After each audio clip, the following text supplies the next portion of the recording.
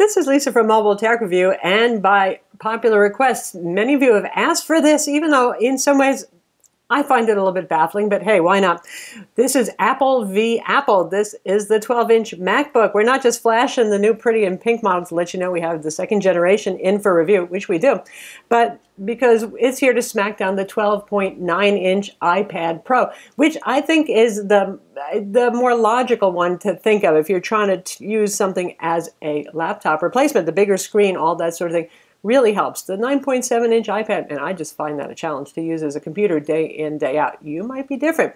Anyway, this is for those of you who can't decide which of these would be the better computing device for you. Obviously, one is a tablet primarily running a mobile OS. The other is running OS X. It may be teeny, but it's still a laptop. Their weights are actually not that far apart. 2 pounds for the 12-inch MacBook. The tablet is 1.6 pounds, but when you factor in a keyboard cover, it's going to be the same, if not a little bit heavier. So suffice to say that both of these are, well, highly portable. The iPad Pro is actually going to be a little bit bigger, like I said, potentially a little bit heavier, but nobody is really going to feel sorry for you if you're carrying either of these around in your bag. Super small, super light. Surprisingly, in a way, the iPad Pro is the one that's going to net you the bigger screen here, and you can see the screen quality is a little bit better. It's a little bit more vibrant compared to the 12-inch MacBook, which is darned impressive because the 12-inch MacBook has one of the nicest displays I've ever seen on a laptop. Our senior editor has one, and I always look at it with jealousy, to be honest. It's just very sharp, very colorful, very high contrast. So a little bit more zing on your iPad Pro. You can see them right here. And we're going to talk about the other fundamental differences now. We're not going to go over minutia here. You folks are smart enough, you know the differences here. One has a mobile operating system. That would be the iPad. The other runs OS X. No kidding. Both of these are very port constrained. In the case of the MacBook, it has one USB-C port, but that is a very versatile port. That can drive monitors. It can connect to hard drives, flash drives, Ethernet, all sorts of things. The iPad Pro has a Lightning port. A Lightning port doesn't do a whole lot. There's a camera connection kit, you know, the USB adapter right there. There's no file system on the iPad Pro either. So even if you could connect a hard drive, it would be pretty hard to actually do a whole lot of stuff with it. These are the obvious and clear things. Just looking at that picture right there, you can tell that the MacBook is actually the smaller device. Imagine that. That's pretty amazing. They both have high-quality displays. The MacBook Pro actually is a little lower resolution, which is fair because it's smaller. And usually we use laptops a little farther away from our faces than we do tablets, even giant tablets. So you have a 2304 by 1440 resolution Retina IPS display on the MacBook versus a 12.9-inch 2732 by 2048 resolution on the iPad Pro 12.9-inch.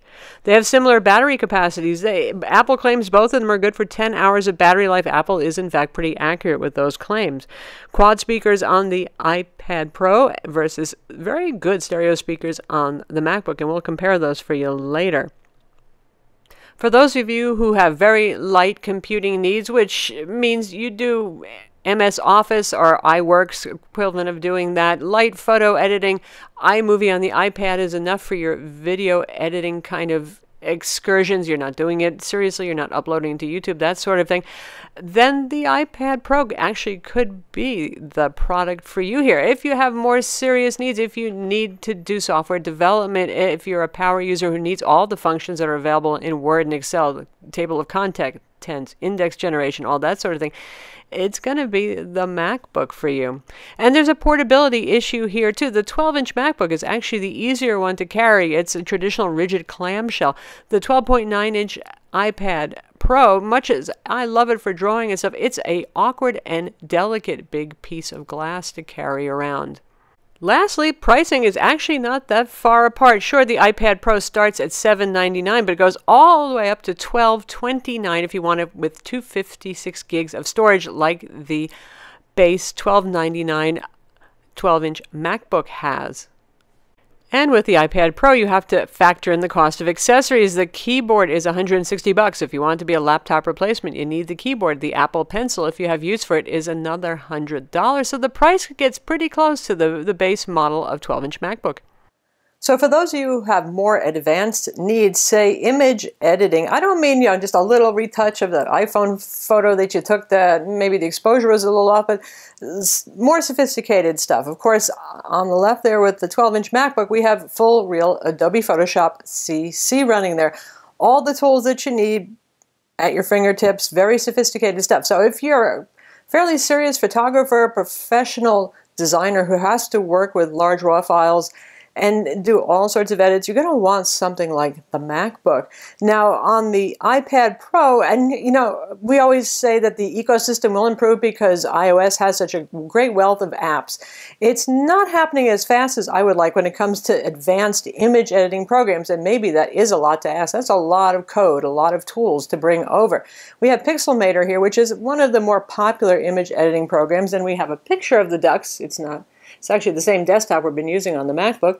And you have things like retouch, distort, paint and erase, adjust your colors, all that sort of thing. So you've got some control there, but it's not exactly something that I feel like is a professional tool. But if you're just kind of your average hobbyist person who's retouching their photos before sharing them on Flickr or Facebook or whatever it is, or even your own personal blog, certainly it is adequate, and there is the benefit of the touchscreen and the Apple Pencil too, for those of you who want to get real granular with your control without having to plug in a USB graphics tablet. Next up is multitasking. Well, the iPad Pro does give us a semblance of multitasking. You get the side-by-side split window view over here, and you can resize those two. So on a 12.9-inch display, honestly, that makes a reasonable amount of sense. There isn't enough screen real estate where you can do that.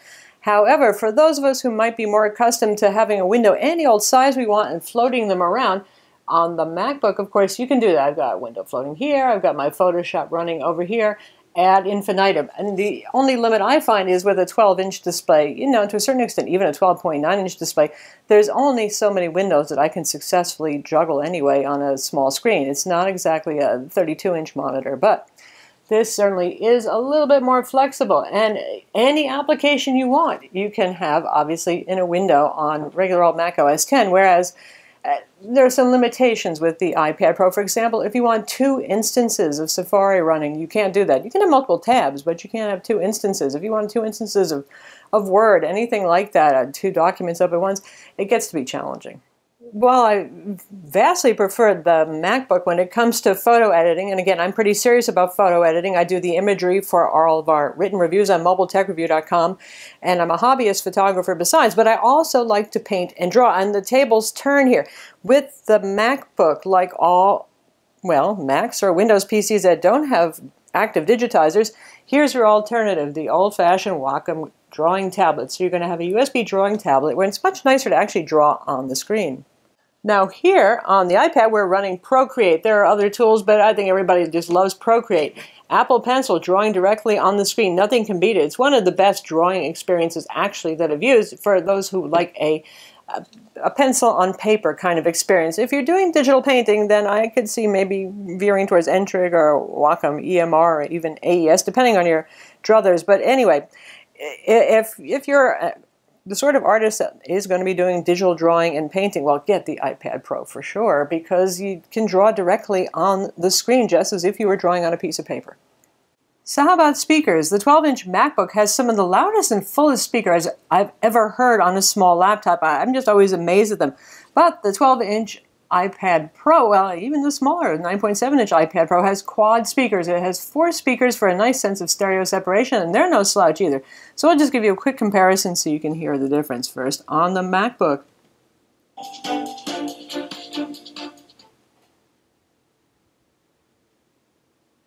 This is Lisa from Mobile Tech Review, and exciting times here. After floundering for a couple of years with phones that just weren't.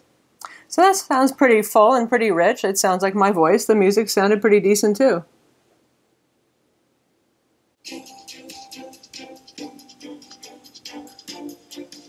iPad Pro, not quite as loud there, but still very full.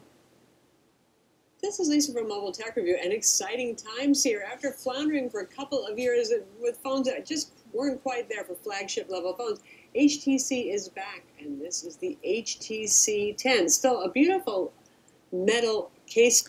So they were both at about 50% volume to start, and I had to raise the iPad Pro 12.9-inch up to about 75% volume to get them to sound equal in terms of volume and fullness. So how about keyboards? This is kind of a case of weird and weirder, which is better than Dumb and Dumber, because both of these use Apple's butterfly key mechanisms that feel almost more like, well, discrete buttons than they feel like your average keyboard keys. This is the Apple Smart Keyboard cover. You could buy a third-party one as well, particularly if you want backlit keys or a harder shell to protect the screen.